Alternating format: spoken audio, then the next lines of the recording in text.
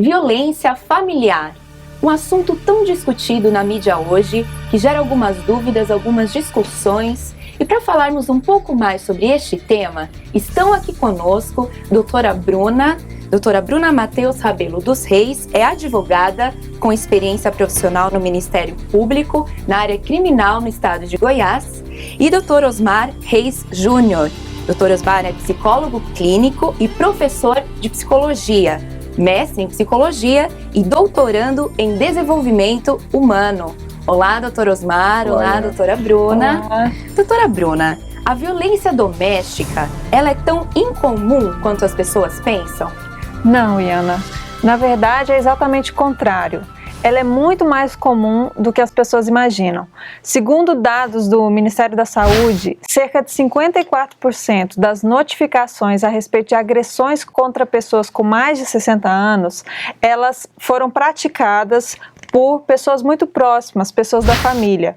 A Unicef também informa que 80% das crianças agredidas fisicamente foram violentadas pelos pais ou parentes próximos. A Unicef também diz que a cada hora uma criança morre espancada, torturada ou queimada pelos próprios pais. Não bastassem essas informações, ainda se sabe, segundo dados do IBOPE, que a cada 16 segundos uma mulher é agredida pelo companheiro e 70% das mulheres assassinadas foram mortas pelos próprios maridos. Então é um tema muito comum. E doutora Bruna, às vezes nós percebemos assim que é um tema muito debatido na mídia, mas parece que ele é tão distante da gente que nunca vai acontecer conosco à nossa volta. E entre os cristãos, há alguma diferença? A diferença no meio cristão, na nossa comunidade cristã, é mínima. Estudos realizados por uma associação religiosa dizem que em torno de 20% dos membros entrevistados havia sido agredido fisicamente e quase 50% já havia sofrido algum tipo de abuso sexual. E aproximadamente 70% desses membros já tinham sido vítimas de violência emocional. Além dessas informações, nós sabemos, por meio de um periódico cristão também, que 40% dos entrevistados respondeu que antes dos 18 anos já tinha sido vítima de algum tipo de violência física em casa. Então são dados alarmantes que nos mostram aí que a comunidade cristã não está imune à violência familiar, que é muito mais comum, muito mais próxima de nós do que a gente imagina. E, doutor Osmar, essas vítimas da violência familiar, doméstica, elas têm algum perfil específico? Então, antigamente acreditava-se que a questão do nível social baixo, da pobreza, das classes econômicas mais carentes, era um dos indicadores fortes da violência. Entretanto, hoje, com os casos que aparecem, tem ficado claro que não existe diferença nem de raça, nem de classe social, nem de condição financeira, de nada. Todas as pessoas podem ser vítimas de violência. Não existe nada que defina alguém mais propenso a ser violentado ou sofrer violência do que outra pessoa. E por que isso, Bruna? Esses grupos que ele mencionou, das mulheres, idosos e crianças, são considerados grupos socialmente vulneráveis. E o que é isso? Isso significa dizer que esses são os tipos de vítima com maior dificuldade para deixar o ambiente violento após a agressão. E assim, pensa comigo, uma criança que é agredida fisicamente pela mãe. Que condição essa criança tem de deixar o lar, que é o lugar onde ela sofre a violência? Nenhuma. E um idoso que também é muito vulnerável nessas situações, ele muitas vezes se submete ao agressor, principalmente porque ele não consegue se proteger sozinho, porque existe uma desvantagem física, e porque ele se sente culpado, ele se sente um fardo para a família, e isso faz com que ele se submeta mais facilmente à violência. Então esses grupos são socialmente vulneráveis, porque tem desvantagem física, mental ou dependência emocional e financeira. Isso faz com que eles se tornem mais suscetíveis à violência. E pensando nessas vítimas, o Congresso Nacional, os nossos legisladores, eles criaram 3 leis para proteger crianças e adolescentes, idosos e mulheres, que são o Estatuto da Criança e do Adolescente, o Estatuto do Idoso e a Lei Maria da Penha. E os homens? Porque eles também são violentados, há estatísticas para isso, há informação e lei também que proteja-os? Bem, certa vez eu estava dando uma palestra sobre esse assunto e alguém me perguntou, olha, por que não existe uma lei João da Penha? Por que só existe uma lei para proteger as mulheres? Bem, a razão da proteção às crianças e aos idosos ela é mais óbvia. Eles têm uma desvantagem física muito mais visível. E quanto às mulheres, por que é necessário protegê-las? Porque a superioridade masculina é uma questão histórica. Desde que o pecado entrou no mundo, a gente conhece a situação de desvantagem feminina historicamente falando. Hoje, as mulheres já são mais da metade da população do Brasil. Elas já estudam mais que os homens, mas ainda ocupam os piores postos de trabalho, ainda têm menores salários. E em todo o mundo, pelo menos 1 em cada 3 mulheres já foi espancada pelo marido ou pelo parceiro. E a violência contra as mulheres é o tipo de violação ao direito humano mais comum, mais frequente no mundo todo, mas mesmo assim ainda é a forma menos reconhecida. Não bastasse isso, os homens eles têm maior probabilidade de serem vítimas da violência comum do dia a dia, tendo como agressor alguém estranho, um desconhecido. Já as mulheres têm maior probabilidade de serem vítimas de pessoas muito íntimas, de parceiros muito íntimos. Para se ter uma ideia, sabe-se que de 40% a 70% dos homicídios femininos no mundo são cometidos pelo companheiro da mulher. E, em comparação, os percentuais de homicídios contra homens são mínimos e mesmo assim, quando cometidos por uma mulher, geralmente são cometidos em revide ou em legítima defesa a um abuso sofrido. Por essa razão é que existe um diploma legal específico para a proteção das mulheres. E doutora Bruna, o que a gente pode entender sobre abuso, que você mencionou a palavra agora há pouco, por abuso ou agressão? Pra gente saber como tratar, como buscar, como recorrer quando acontecer com alguém próximo. O que significa essas 2 palavras, o abuso e a agressão? Isso. Para a gente caracterizar bem o que é a agressão, o que é a violência doméstica, a gente precisa dividi-la em 5 tipos. O primeiro e o mais comum é a violência física. E ela ocorre quando alguém causa ou tenta causar um dano a outro por meio da força física mesmo, por meio de algum tipo de arma, por algum instrumento que possa causar lesão externa, interna ou as 2 formas. E para exemplificar, para o nosso telespectador entender melhor, isso inclui empurrão, beliscão, cuspir, chutar, puxar os cabelos, tentar esganar a pessoa, queimar, jogar a vítima contra a parede, mutilar de alguma forma com faca, com tesoura, com outros instrumentos perigosos. Essa é a violência física. Não menos comum que ela, na verdade até mais frequente e menos reconhecida, é a violência psicológica. E ela inclui toda a ação, toda a omissão que vise, que tente causar dano à autoestima da outra pessoa, da vítima, que tente causar dano ao desenvolvimento, à identidade dessa pessoa. Alguns exemplos são ameaças, menosprezo, uso de nomes depreciativos, apelidos que a pessoa não gosta, ameaças, como eu disse, ameaças, né? Depreciação do caráter. Toda vez que você diminui alguém por meio do seu comportamento ou por meio das suas palavras, você está praticando violência psicológica. Essa é a segunda forma. Em continuação, assim, um outro tipo de violência é a chamada negligência. Ela ocorre quando existe uma omissão por parte de um dos membros da família em relação às responsabilidades que ele tem com o outro, que depende dele, que pode ser um idoso, pode ser uma criança.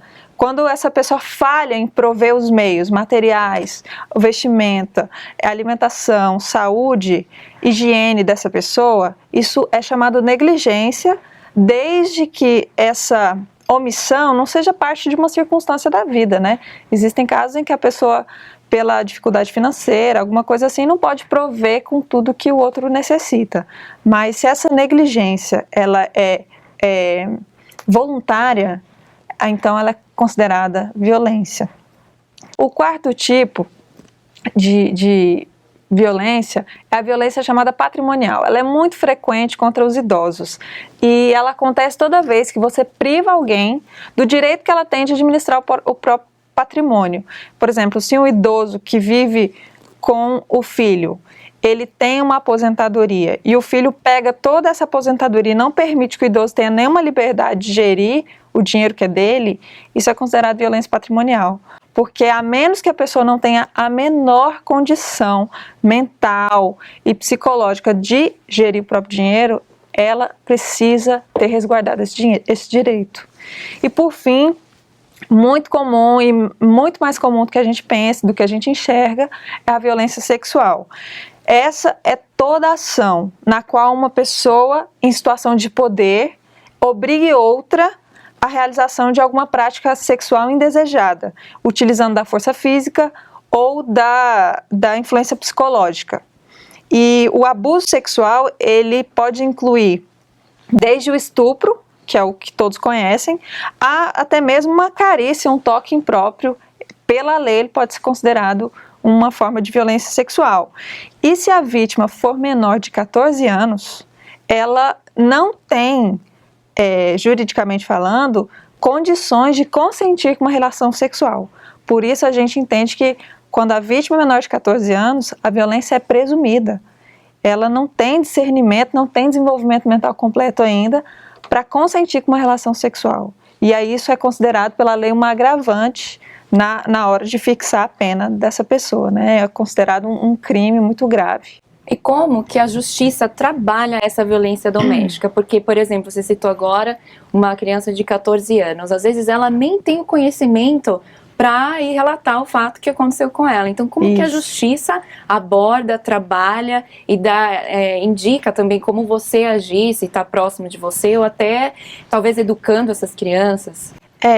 Esse assunto é interessante porque, assim, o primeiro passo do agressor, depois que ele pratica o ato de violência, é desacreditar a justiça.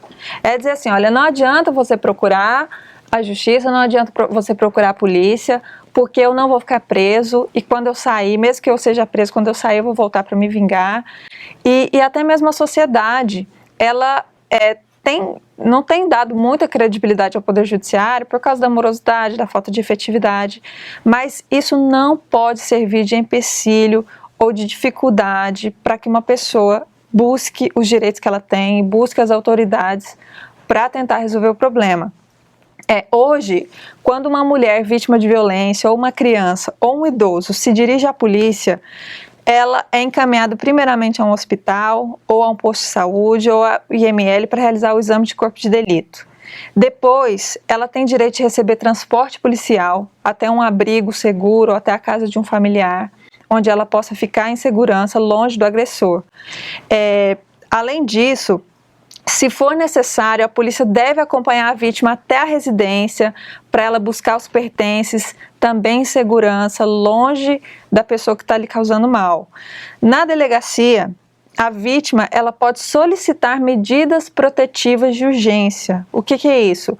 São instrumentos que essa pessoa tem para poder se proteger imediatamente. Assim, ela pode pedir o afastamento do agressor do lar, ela pode pedir a suspensão do porte de arma, se essa pessoa tem o porte de arma, a proibição de aproximação, de contato com os filhos, ela pode pedir a restrição da guarda dos filhos, das visitas, ela pode pedir alimentos provisórios, que seria, na linguagem mais popular, uma pensão alimentícia provisória. E tudo isso é muito rápido, no máximo 96 horas, essa medida é expedida e a pessoa já fica protegida. Então, que não seja a demora ou o descrédito da justiça a impedir que alguém busque seus direitos, busque a proteção e busque resguardar sua integridade física e sua vida, né? E como denunciar? Quais os meios e canais que nós podemos denunciar e que as pessoas têm como recorrer à justiça? Bem, os órgãos mais comuns, eles são primeiramente a Polícia Militar. A pessoa, no caso emergencial, deve ligar para o 190. Caso alguém saiba de um vizinho, um parente, algum conhecido que está em situação de violência e não consegue deixar o ambiente, ele pode denunciar para o Disque 100, no caso de violência contra crianças, e para o Disque 180, no caso de violência contra a mulher. Também é muito eficiente nesses casos o auxílio do Ministério Público, né, das promotorias de justiça em cada cidade, em cada região. Com certeza ali vai ter alguém para apoiar, para orientar e para te dar a direção correta. Não menos importante são as delegacias de polícia. Existem em vários locais delegacias especializadas que podem ser procuradas nesses casos. Mas a pessoa não deve nunca se esquecer das providências individuais. Primeiro, deixar o local, o ambiente violento. Sair, procurar um lugar seguro, pessoas de confiança e não esperar o dia amanhecer. Isso é muito importante, porque às vezes a pessoa pensa, não, amanhã eu denuncio, ou amanhã eu vou atrás do que precisa ser feito, e a gente não sabe até onde vai, né? Essa luta, essa dificuldade. Então, não espere o dia amanhecer, resolva hoje. Doutor Osmar, como que nós identificamos um possível agressor? E é possível antever a violência? Olha, Ana, como eu falei antes, não existe um perfil característico, um perfil específico. Como a Bruna falou, em geral são os que mais aparecem são contra idosos, mulheres e crianças. Mas o agressor, ele pode ser qualquer pessoa. Existem algumas características que podem estar presentes no agressor. Não quer dizer que todo mundo que tenha passado por isso necessariamente se torna um agressor. Mas quer dizer que um agressor tem essas características na sua vida. Primeira delas, ele presenciou brigas nos pais, violência dentro de casa. Esse já é uma linguagem que ele aprendeu desde pequeno. Segundo, ele foi vítima de algum tipo de abuso também. Ou uma violência psicológica, ou uma violência física, às vezes até violência sexual. Ele também é vítima de um abuso. Terceiro, ele normalmente contou com um pai ausente. Um pai que não estava presente, um pai que não participou da sua educação. Essa é uma outra característica. O quarto é consumo de bebidas alcoólicas e drogas. Ele abusa um pouco disso. Por quê? Porque, em geral, o agressor ele tem uma dificuldade muito grande de lidar com seus próprios sentimentos. Então, esse é sempre uma fuga para ele não ter que se preocupar com ele. A quinta, ele normalmente está ligado a pessoas também que não colaboram. Pessoas que já são meio delinquentes também. Então, a convivência de grupo, ele acaba baixando os padrões morais dele, baixando os padrões de regulamentação, de reger o seu próprio comportamento, pela convivência. E outro, ele teve papéis muito rígidos dentro da sua própria família a respeito do que homem deve fazer, o que mulher deve fazer. Você tem que entender, Iana, que o sofrimento, a violência, ele parte de alguém que não vê a outra pessoa como um igual. Ele vê a outra pessoa sempre como alguém menos. E aí ele acaba se dando o direito, ele tem o direito de agredir. Uhum. Nós comentamos aqui sobre uma criança, um adolescente ser abusado de 14 anos, como que a justiça deve trabalhar e como as pessoas devem recorrer a ela. Mas se nós percebemos uma pessoa que está sendo agredida e que não tem coragem de se abrir e pelas características nós observamos que há uma agressão, seja doméstica ou com alguém ali da própria residência, como é que nós agimos? O que é que nós devemos fazer? A primeira coisa e mais necessária é você criar um ambiente seguro emocionalmente. Essa pessoa que sofre uma violência, ela não confia em ninguém, ela perde, sabe? Nós vamos descrever mais pra frente quais são as características psicológicas, mas é uma pessoa que precisa sentir segura, sentir confiança na pessoa com quem ela está lidando. Então, uma outra característica é ser confiável. Se a pessoa abrir o coração para você, você não sair contando para todo mundo ou espalhando, sabe? Você ser uma pessoa confiável. Se você é confiável e você cria um ambiente seguro, a pessoa mais provavelmente vai se abrir para você, sabe? Vai contar com você. Uhum. E terceiro, depois que ela contou, e depois disso tudo, você vai junto com ela ou ajudá-la a buscar auxílio das autoridades devidas. Como ela falou, Polícia Militar, Ministério Público, etc. Você se preocupe em ajudar. Uma coisa interessante é que normalmente a violência, quando as pessoas passam por violência, elas acham que porque o marido ou o pai, ele passa um momento assim tranquilo, foi só um momento, foi só uma ocasião que aconteceu a violência, não precisa me preocupar. Então ele não quer nem ajuda. Não, foi só uma situação, foi um momento, mas vai passar. Uhum. Acontece que normalmente um agressor de uma vez é um agressor de vezes seguidas. Porque enquanto ele não resolver a situação com ele, ele vai sempre ser um agressor. Então a gente tem que criar essa possibilidade da pessoa entender que o ciclo vai se repetir. Por isso, ela precisa buscar ajuda. E nós entendemos, doutor Osmar, que também a comunidade cristã sofre também disso, né? Como a doutora Bruna falou, ela faz parte das estatísticas. E como a comunidade deve tratar essa violência doméstica? Eu acho que a primeira e mais importante é lembrar que a pessoa é um filho de Deus. Valorizar o ser humano como alguém criado por Deus, a imagem e semelhança de Deus. E além disso, lembrar que ele faz parte da minha família cristã. Então, me preocupar com ele como se fosse da minha própria família. Um segundo aspecto importante é acreditar no que a pessoa diz. Sabe, não interessa quem é o agressor, se é uma pessoa maior destaque na igreja ou em alguma comunidade. Ah, não, mas não pode ser. Sabe, acredita na vítima. O grande problema é que a gente tem a tendência de achar que a vítima está exagerando. Porque nunca poderia ser aquela pessoa ser o agressor ou passar por aquilo. Então, acreditar no que se diz. Terceiro, reconhecer os quadros como consequências. Os quadros que vêm a partir da violência. A gente vai falar um pouco mais pra frente também, mas estar atento para os sinais e reconhecer isso. O quarto, responsabilizar agressores e defender as vítimas. A gente tem que tomar uma posição, sim. Tem gente que diz assim, briga de marido e mulher, não meta a colher. Não. Como uma comunidade de igreja, uma comunidade evangélica, religiosa, eu tenho sim que ajudar as pessoas que sofrem. É meu papel como cristão, que Cristo diz, amar o próximo como a ti mesmo. Uhum. Então, buscar uma ajuda. O outro passo importante é buscar ajuda profissional. Sabe? Normalmente tem um conselheiro, uma pessoa mais velha, sábia na igreja, um psicólogo cristão. Buscar ajuda profissional, não enfrentar a luta sozinho. Às vezes você pode não estar... O membro da igreja pode não estar pronto para lidar com isso, mas ele conhece alguém que pode ajudar. Então, se envolver o suficiente para prestar essa ajuda, para dar um suporte. E, por fim, instruir os membros da igreja. Sabe? É muito importante que todos saibam fazer reuniões periódicas, dar explicações, explicitar o que significa violência, porque às vezes a pessoa não se reconhece como agressora ou não é capaz de perceber que ela está sendo agredida. Então, prestar esse tipo de serviço dentro da comunidade religiosa eu acho muito importante. E, doutor Osmar, quais os sinais orgânicos e psicológicos que a pessoa agredida sofre? Muito interessante a gente prestar atenção. Em geral, pessoas que estão sofrendo violência, algum tipo de abuso dentro de casa, elas têm lesões. Normalmente elas estão cheias daquela roxidão pelo corpo. Elas têm síndrome da dor crônica. Elas passam fibromialgia, elas têm problemas gastrointestinais, elas têm problemas de obesidade, elas têm problemas ginecológicos, elas muitas vezes passam por aborto espontâneo e algumas chegam a morrer. Quando são crianças, em geral, elas estão apresentando sinais de vermelhidão, elas têm hematomas, elas têm queimaduras e às vezes elas têm marcas em forma de varas, de cintos ou de mãos. Sabe, aquele pai que bate, esse tipo de coisa, fica a marca na criança. Essas são as partes orgânicas, as lesões físicas. Agora a gente pode falar também do aspecto psicológico. A pessoa que passa por um abuso tem uma destruição da autoestima. Ela tem dificuldade de se ver como uma pessoa que tem valor. Ela tem dificuldade de perceber o quanto ela é importante para os outros. Ela se acha um lixo.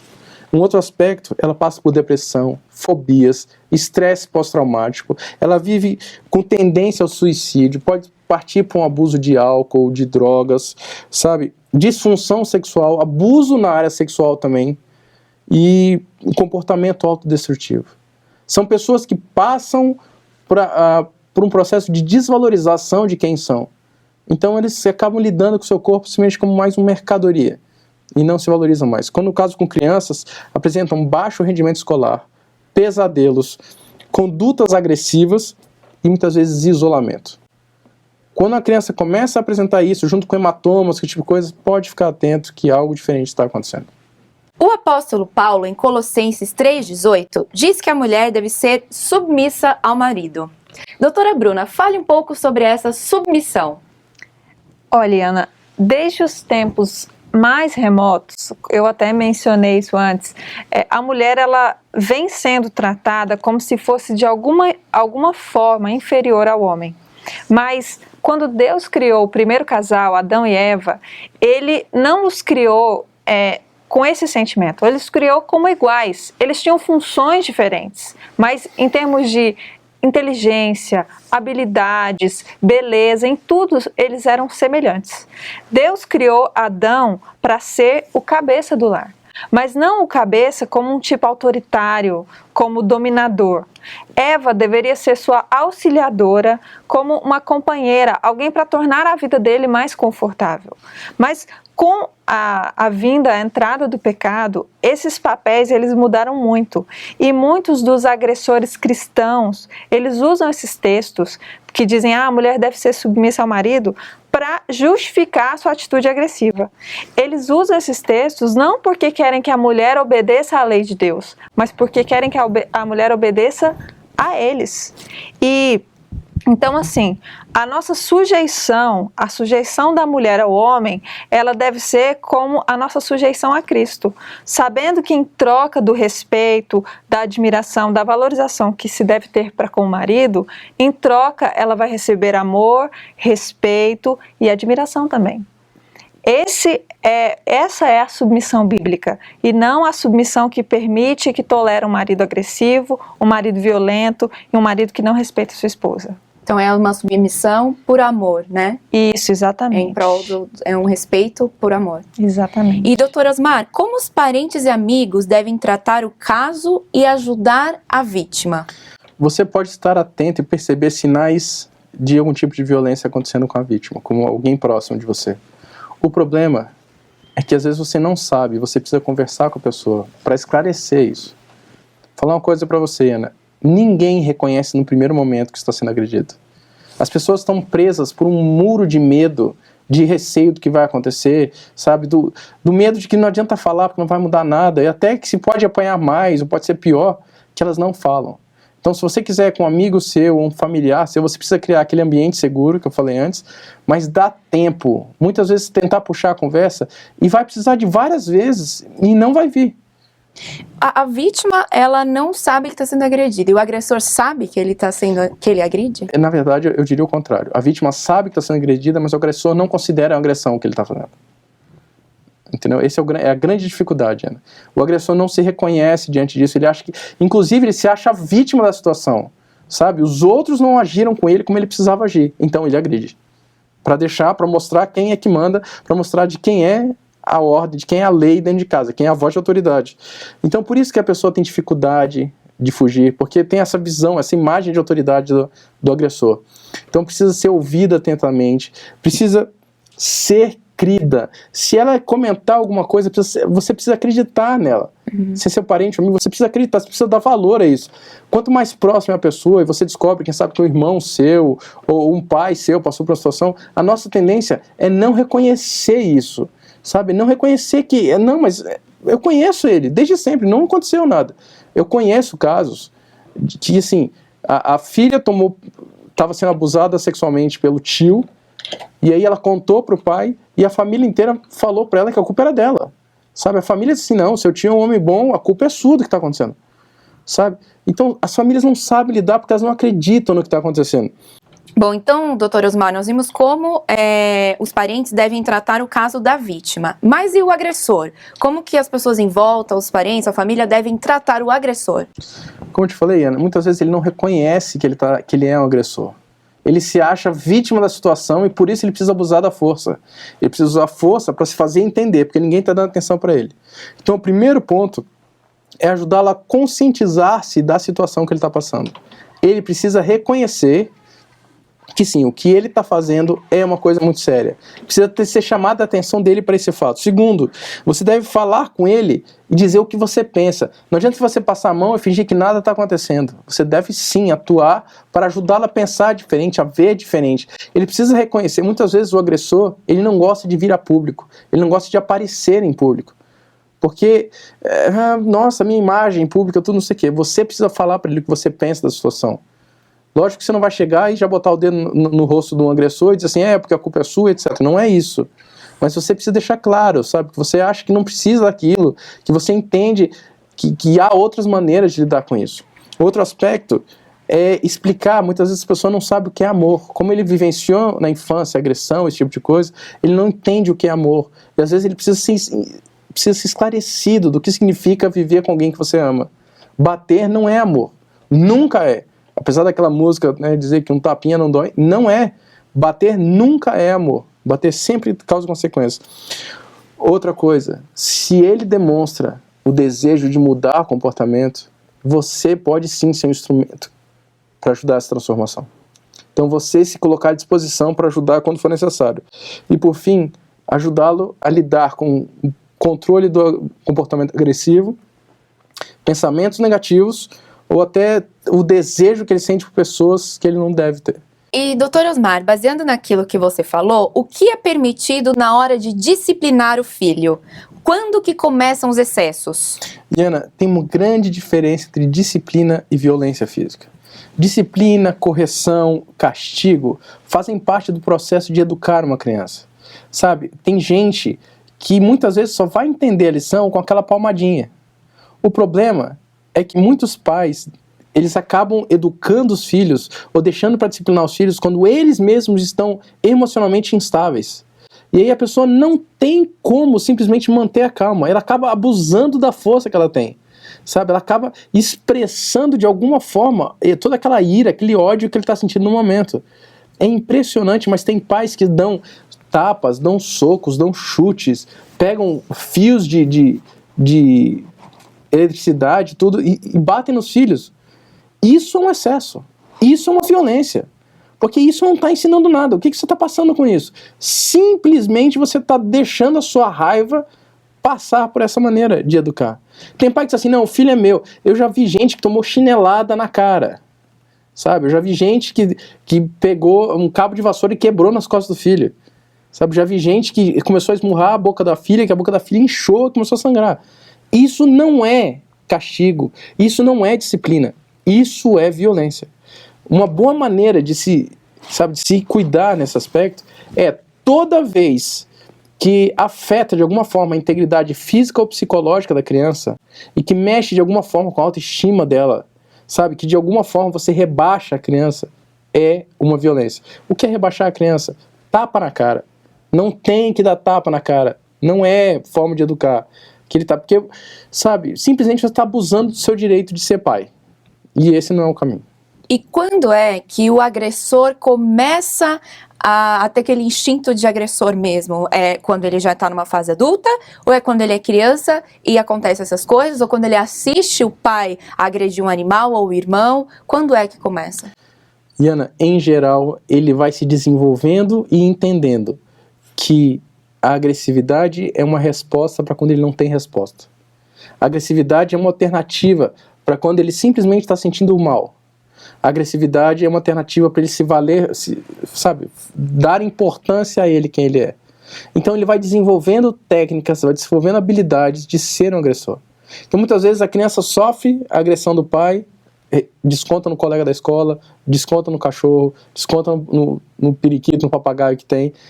Ele sempre vai transmitindo, ele vai desenvolvendo a característica de ser um agressor como uma alternativa para o que ele está sentindo. E aí, claro, ele acaba desenvolvendo-se um agressor à medida que a vida passa. Ninguém é um agressor de uma hora para outra. É um crescimento da agressividade na vida dele. E doutora Bruna, tem a famosa lei da palmada. Como funciona aí essa polêmica? Essa lei, na verdade, sim, ela se popularizou como uma lei, mas ainda é só um projeto de lei que está na Câmara dos Deputados. E esse projeto de lei, ele tem o objetivo de modificar o Estatuto da Criança e do Adolescente para impedir que os pais imponham qualquer tipo de castigo físico sobre os filhos. Ou seja, um pai não vai poder mais nem dar uma palmadinha no filho para educar. E essa lei é tão polêmica porque ela tem aqueles que argumentam a seu favor, dizendo que é preciso proteger os direitos da criança e do adolescente, e tem aqueles que são contrários por dizer que isso é uma intervenção indevida no ambiente doméstico familiar. A gente precisa, para entender isso e para se posicionar sobre um projeto de lei como esse, a gente precisa ter em mente, como o Osmar falou, qual que é o objetivo da correção da disciplina. Se a correção de um filho, de uma criança, ela tem como objetivo não a degradação da personalidade daquela criança, mas ensiná-la o caminho da obediência, ela sempre vai ser equilibrada. A própria Bíblia ensina em Provérbios que não se deve retirar a disciplina da criança. Então, não é que uma palmada em si seja degradante, mas é preciso ter esse equilíbrio e realizar a repreensão no momento em que você não transmita toda a sua raiva, todo o seu ódio na criança, porque é aí que se tem os excessos e aí que se pratica violência. E, doutor Osmar, quando a pessoa ela sofreu esse abuso familiar, como lidar com as suas emoções? Iana, a primeira coisa, o sentimento primeiro que a pessoa tem é culpa. Ela tem um sentimento de culpa muito forte, porque ela de alguma forma acha que ela contribuiu, ou então se a criança é durante muito tempo violentada em casa, ela acha que ela permitiu, que ela podia ter buscado ajuda. Vez após outra no consultório, eu lido com pessoas que sofreram abuso, e todas carregam a ideia, eu podia ter feito alguma coisa, eu podia ter agido de alguma forma. Elas não percebem que uma criança de 7, 8, 5 anos não tem condição psicológica de tomar decisões para ir contra as pessoas que são seus cuidadores.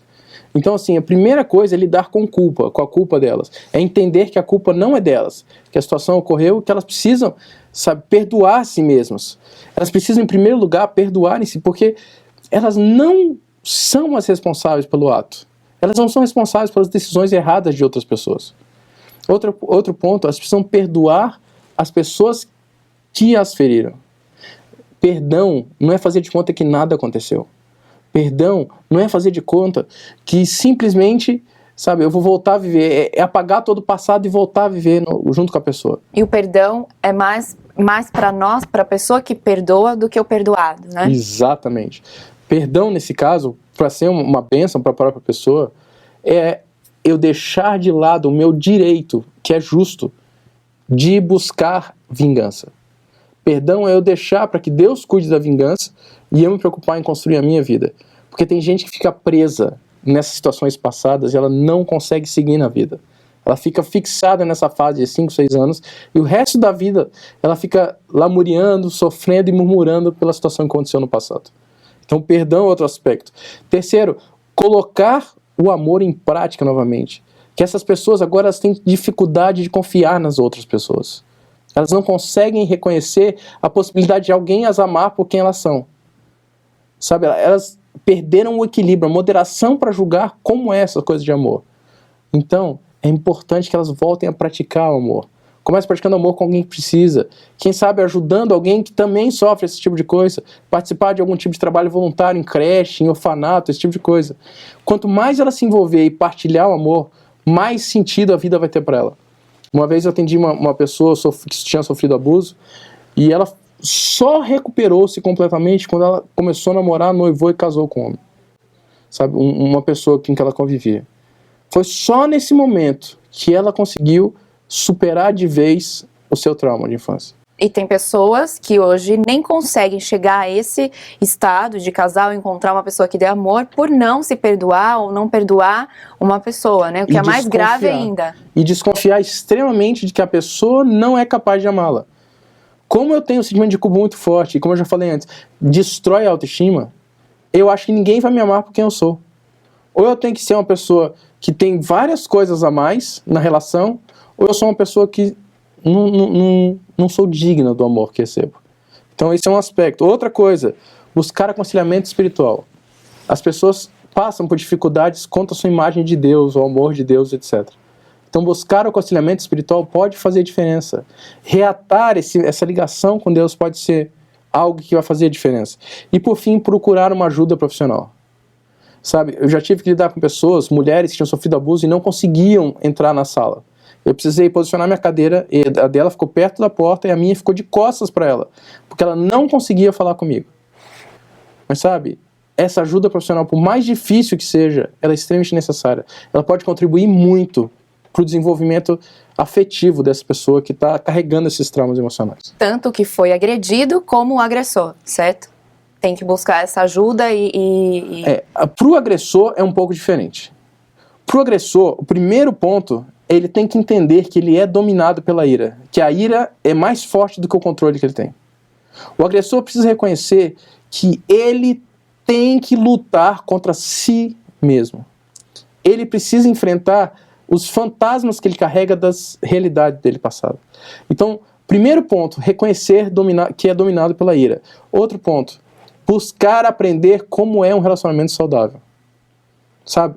Buscar cursos, livros, procurar DVDs, entender o que é um relacionamento saudável. Porque muitas vezes ele está preso numa crença que não é a que favorece o relacionamento. Outro aspecto, desenvolver um relacionamento íntimo com Deus. O autocontrole é um fruto do Espírito, de acordo com Gálatas. Então, para ele ter o autocontrole, para ele ser capaz de lidar com o estresse dele, ele não pode simplesmente achar que ele resolve sozinho. Ele precisa de ajuda do alto.